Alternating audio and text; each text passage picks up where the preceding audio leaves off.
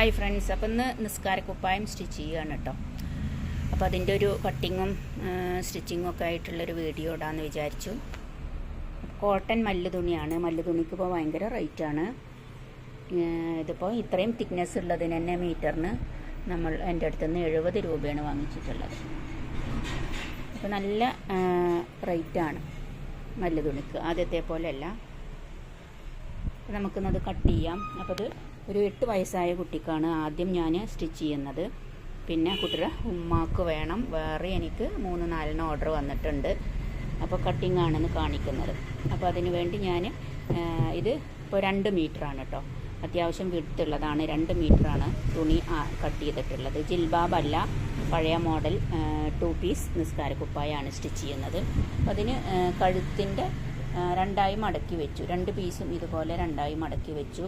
ശേഷം ഇതേപോലെ നമുക്ക് കഴുത്ത് കട്ട് ചെയ്യാൻ വേണ്ടിയിട്ട് ഇതുപോലെ 3 ഇഞ്ച് ഇവിടേക്കും 3 ഇഞ്ച് താഴേക്കും എടുത്തിട്ടുണ്ട്.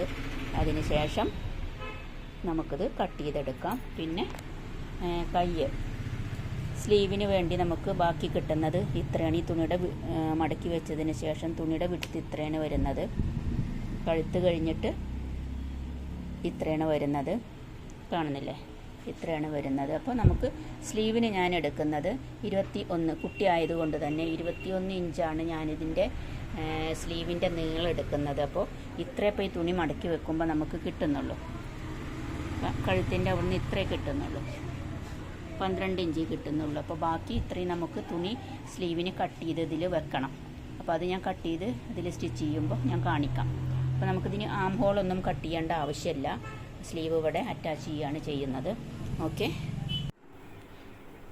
അപ്പോൾ സ്റ്റിച്ചിങ് വീഡിയോ ഞാൻ ഈ വീഡിയോയിൽ കാണിക്കുന്നില്ല.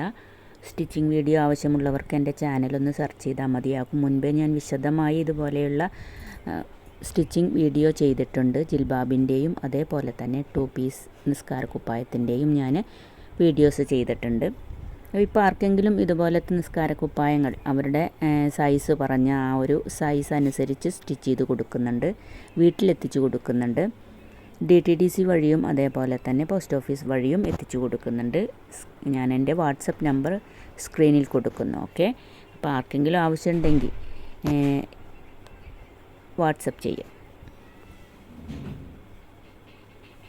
റീസെല്ലേഴ്സിനും സെയിം നമ്പറിൽ തന്നെ വാട്സപ്പ് ചെയ്യാവുന്നതാണ്. ഓക്കെ. വീഡിയോ ഇഷ്ടമായി എന്ന് വിചാരിക്കുന്നു. Thank you.